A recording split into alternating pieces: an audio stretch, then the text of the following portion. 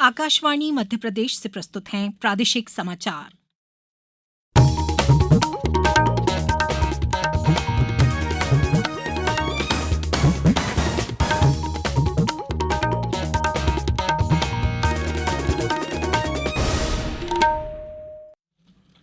नमस्कार, समाचारों के साथ मैं राना शाहिद। पहले इस बुलेटिन के मुख्य समाचार। प्रधानमंत्री नरेंद्र मोदी ने 22,500 करोड़ रुपए लागत की काकरापार परमाणु ऊर्जा स्टेशन में भारी पानी के 2 नए रिएक्टर का लोकार्पण किया। प्रदेश में वोटिंग मशीनों के पहले स्तर की जांच प्रक्रिया पूरी हुई।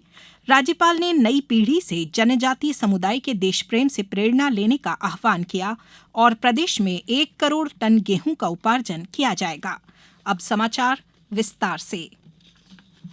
प्रधानमंत्री नरेंद्र मोदी ने आज दक्षिणी गुजरात के नवसारी में 22,500 करोड़ रुपए की काकरापार परमाणु ऊर्जा स्टेशन में भारी पानी के 2 नए रिएक्टर का लोकार्पण किया।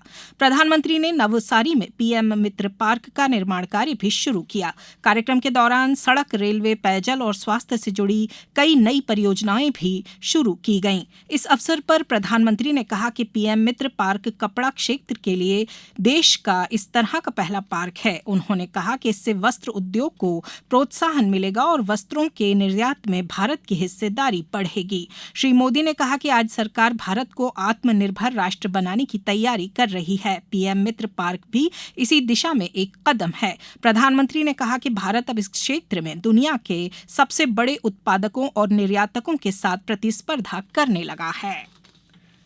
प्रदेश में ईवीएम मशीनों की पहले स्तर की जांच प्रक्रिया का कार्य मान्यता प्राप्त राष्ट्रीय राजनीतिक दलों के प्रतिनिधियों की उपस्थिति में पूर्ण हो गया है। ईवीएम मशीनों की एफएलसी बेहतर तरीके से हो, इसके लिए आयोग द्वारा नियुक्त किए गए पर्यवेक्षकों द्वारा पर्यवेक्षण किया गया। साथ ही कार्यालय के अधिकारियों व कलेक्टर एवं जिला निर्वाचन अधिकारियों द्वारा लगातार निरीक्षण भी किया गया। मुख्य निर्वाचन पदाधिकारी अनुपम राजन ने बताया कि जांच प्रक्रिया पूरी होने के बाद सभी मशीनों को जिलों के स्ट्रांग रूम में सुरक्षित रखा गया है। प्रदेश में 29 जनवरी से ईवीएम मशीनों की एफएलसी प्रक्रिया शुरू हुई थी, जो 20 फरवरी तक चली। Bharat electronics limited, BEL, Bengaluru के इंजीनियरों द्वारा मान्यता प्राप्त राष्ट्रीय राजनीतिक दलों के प्रतिनिधियों की उपस्थिति में जांच की गई। प्रदेश के सभी 29 लोकसभा क्षेत्रों के लिए 64,523 मतदान केंद्र बनाए गए हैं। सूचना और प्रसारण मंत्री अनुराग सिंह ठाकुर ने आज मंत्रालय के 4 पोर्टल शुरू किए। इनमें प्रेस सेवा पोर्टल, केंद्रीय संचार ब्यूरो पोर्टल और वेबसाइट नेविगेट भारत पोर्टल और स्थानीय केबल ऑपरेटर राष्ट्रीय रजिस्टर पोर्टल सम्मिलित हैं। इस अवसर पर श्री ठाकुर ने कहा कि इन पोर्टल को शुरू करने का उद्देश्य प्रणाली में पारदर्शिता और व्यापार में सुगमता लाना है। मध्य प्रदेश ऐसा पहला राज्य है जहां प्रदेश के समस्त नगरीय निकायों की सुविधाओं को एक सिंगल पोर्टल पर लाया गया है। राज्य के सभी नगरीय निकायों में नागरिक सेवा देने के लिए एकीकृत एकल ASP-ERP प्लेटफॉर्म आधारित परियोजना शुरू की गई है। परियोजना में समस्त नागरिक सेवाओं, जन शिकायत सुविधा, निकायों की आंतरिक कार्यप्रणाली, समस्त भुगतान एवं बजट प्रक्रिया को एकीकृत कर ऑनलाइन सुविधा प्रदाय की जा रही है।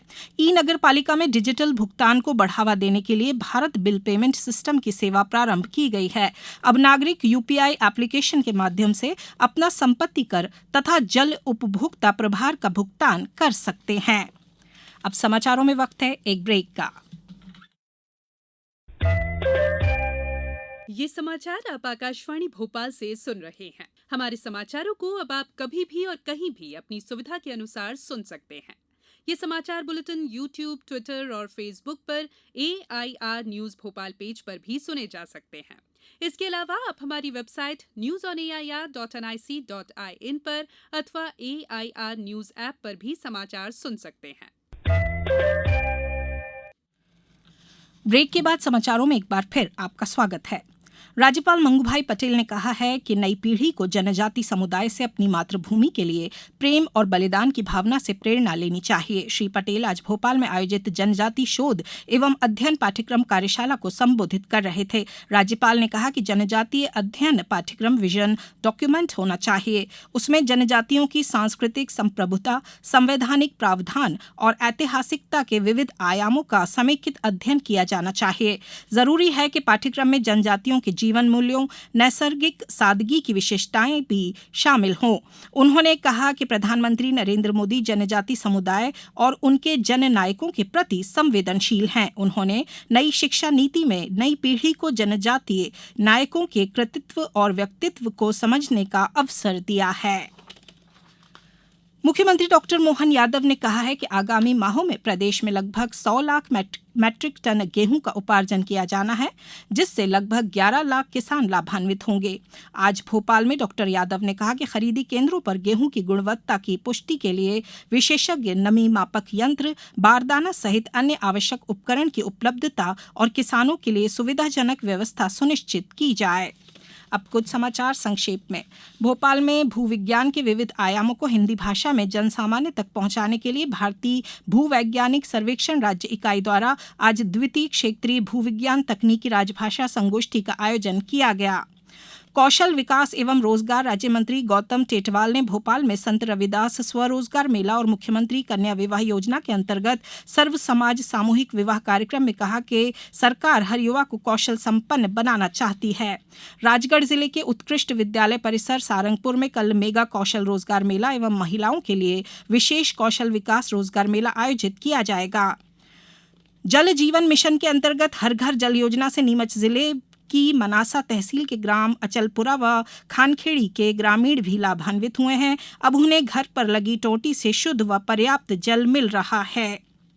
शिवपुरी जिले में माध्यमिक शिक्षा मंडल की बोर्ड परीक्षाओं का आयोजन जारी है। इसी बीच बोर्ड की ओर से स्थापित मूल्यांकन केंद्र में दोनों कक्षाओं की उत्तर पुस्तिकाओं का विषयवार मूल्यांकन भी शुरू हो गया है। आज इस बुलेटिन में बस इतना ही। दीजिए इजाजत। नमस्कार।